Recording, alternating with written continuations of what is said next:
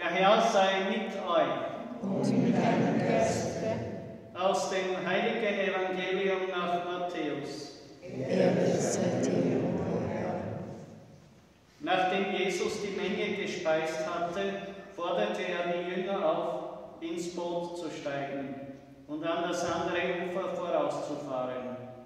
Inzwischen wollte er die Leute nach Hause schicken. Nachdem er sie weggeschickt hatte, stieg er auf einen Berg, um in der Einsamkeit zu beten. Spät am Abend war er immer noch allein auf dem Berg.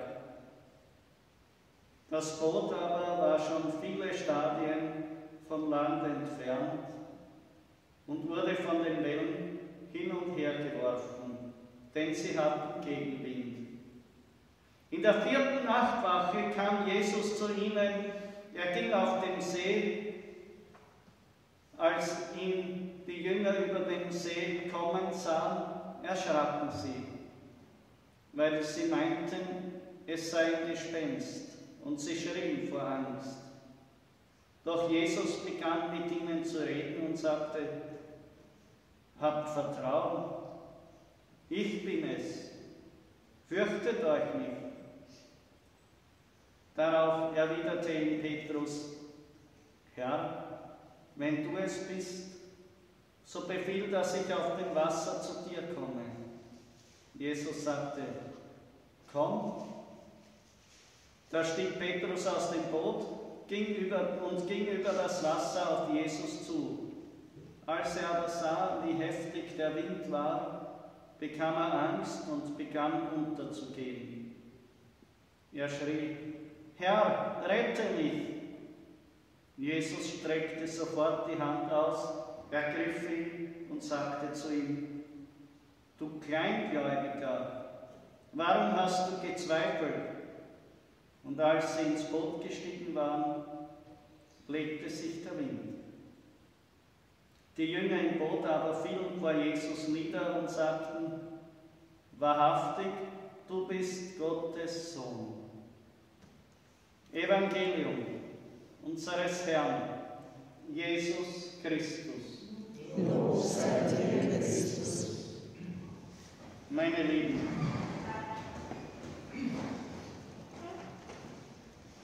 jetzt ist zwar noch nicht der Advent, aber ihr könnt euch sicher einen Nadelbaum, einen Christbaum vorstellen, gell? Der besteht aus einem Stamm und die Äste. Gell? Ohne den Stamm ist es aber kein Baum. Es kann auch so ein großer Haufen Reisig sein. Da kann der ganze Berg Reisig nicht den Stamm ersetzen, oder? Hilft nichts. Es wird kein Baum. Erst wenn der Stamm die Zweige trägt und hält, ist ein Baum und der steht. Und genauso ist es in der Kirche. Der Stamm, der alles trägt, das ist der Jünger, die Jüngerschaft, die bereit ist, sich ganz für den Herrn hinzugeben. So wie der Apostel gesagt hat in der Lesung an die Römer: Ja, ich möchte selber verflucht und von Christus getrennt sein, um meiner Brüder willen, die der Abstammung nach mit mir verbunden sind. Diese Selbstlosigkeit, die wirkliche Kreuzesnachfolge in der Gesinnung. Nur so gibt es tragfähige Christen. Die Kirche kann man sozusagen in 3 Orten einteilen. Das eine sind die Leute, die halt so wie wenn man es mit einem Geschäft vergleicht, in die Auslagescheiben reinschauen und schauen, was gibt es da drin, und gehen wieder weiter. Das ist unverbindlich. Herumgustieren. Findet man es sympathisch oder nett oder auch nicht? Das andere ist sozusagen die Kundschaft, die Konsumenten. Kommen regelmäßig oder auch nicht, zum Beispiel am Sonntag in die Messe oder am Samstagvorabend, schmeißen wir was ins Körbe hinein, zünden Kerzen an, ja, und dann gehen sie wieder. Muss man auch froh sein, dass man sie hat und dankbar. Das sind so wie die Zweige des Baumes.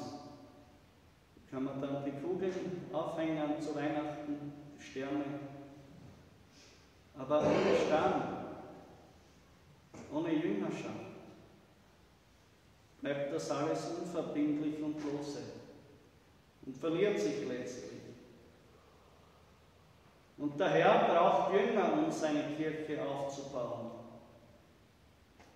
Und er geht mit ihnen in die Jüngerschaftsschule.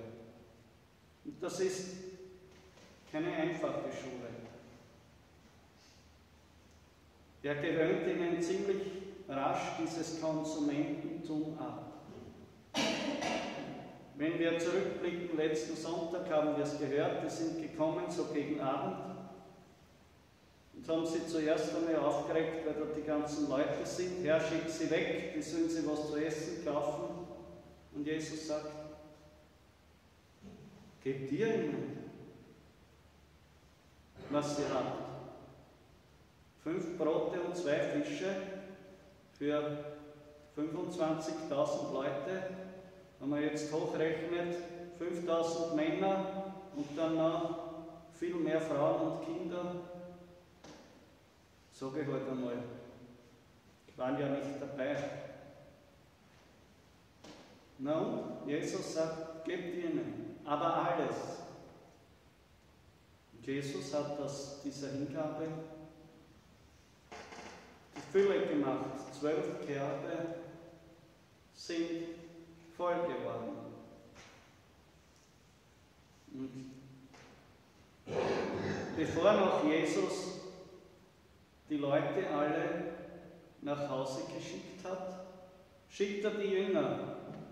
In der älteren Übersetzung steht eigentlich das Richtigere. Er nötigte sie, ins Boot zu steigen und fortzufahren.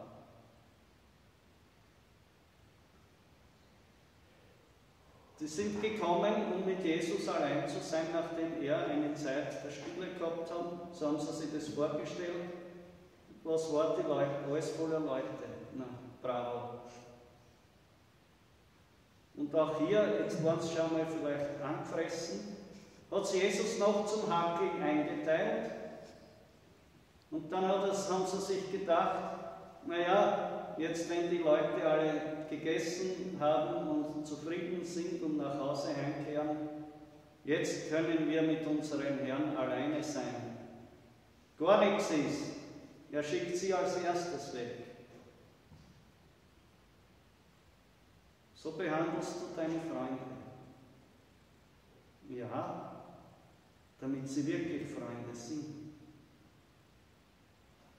Das ist letztlich auch bei uns die Frage. Der Gedanke, wie oft kommt der mir hoch? Na und wo bleibe ich? Ich komme immer zu kurz. Ich bin immer nur der Blöde. Fühle mich ausgenutzt. Fehl am Platz.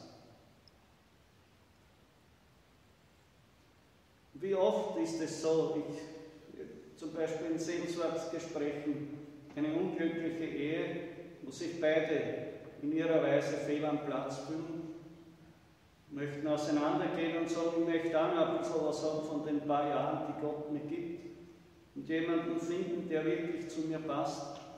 Was habe ich mit der Frau noch zu tun? Die Kinder sind außer Haus und so weiter. Aber es ist der Platz, an den Gott dich gestellt hat. Und da bleibst du treu. Du trägst dein Kreuz. Nur in dieser Einheit mit dem Herrn kannst du auch mit dir eins sein. dazu gehört der Geist der Jüngerschaft. Diese Haltung reinigt das Herz von allem versteckten Egoismus, von allem Schmutz. Und ihr wisst, wenn man wirklich was sauber haben will, dann muss man die ordentliche Bürsten nehmen und ordentlich bürsten. Und oft nur tut es weh. Aber ohne den geht es nicht. Das ist der Unterschied. Wenn wir dazu bereit sind. Wir leben in einer Gesellschaft, die allgemein das Gegenteil verkündigt. Und die Schulung zum Jünger geht weiter. So richtig gesickert ist bei ihnen das nicht, dieses Wunder. Wahrscheinlich auch, weil sie es selbst nicht betroffen hat. Sie waren ja nur ausführendes Organ. Und auch die zu essen bekommen haben, später sagt einmal Jesus, glaubt nicht, ihr kommt nicht, weil ihr Zeichen gesehen habt, sondern weil ihr Brot gegessen habt. Doch verschenkt sich Jesus in diesem Zeichen. Und sie fahren in der Nacht am See von Genezareth. Es ist ja nicht so wie bei uns, wenn du dann, ich stelle mir vor, am Neusiedler See fährst, du siehst von Weitem die Ortschaft, die Straßenbeleuchtung, und ein paar Häuser brennt Licht, du kannst dich irgendwie orientieren, in diese Richtung geht's, da müssen wir hin, da finden wir wohin, da ist das Ufer. Da war alles stockdunkel. Und jetzt fahren sie schon bis zur 4. Nachtwache. Wisst ihr, wann das war? Um 3 in der Früh.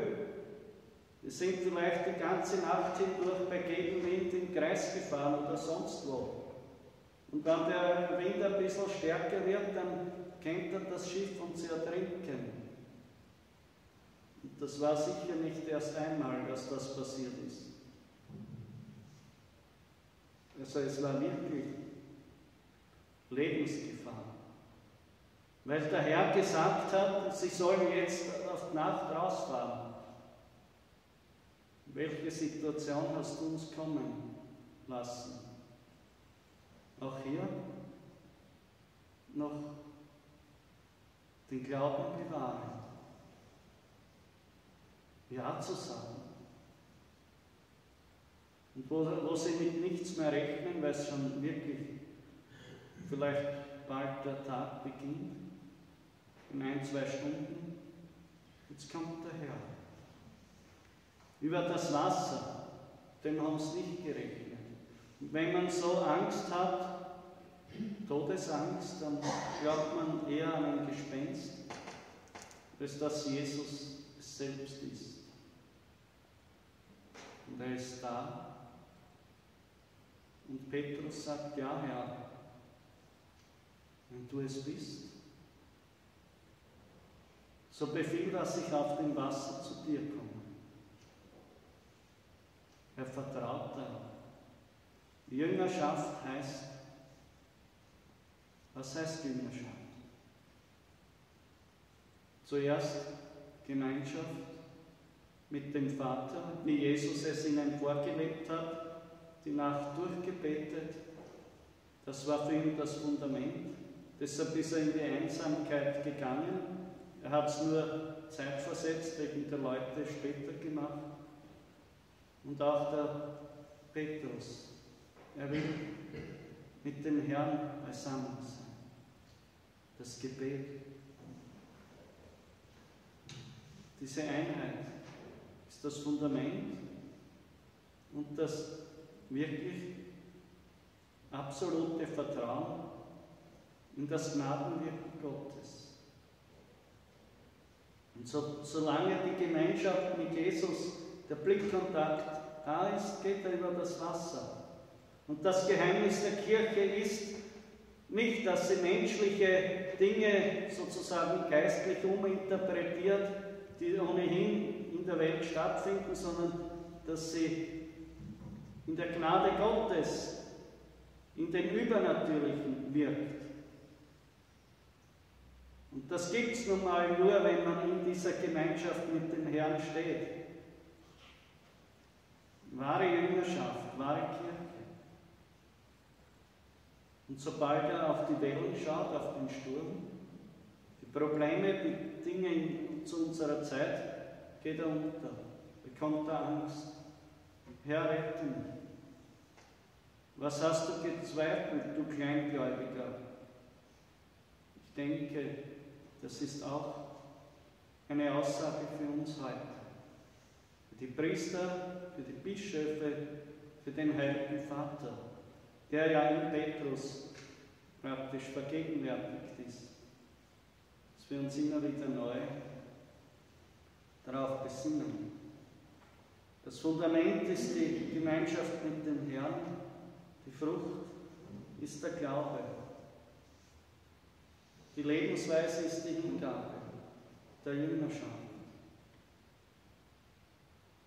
Was ich von dem Ganzen habe, das frage ich mich gar nicht. Denn aus Liebe zum Herrn zu leben, ist mir alles. Und seine Nähe zu spüren, was will man dann noch mehr? Amen. Vergelt's Gott.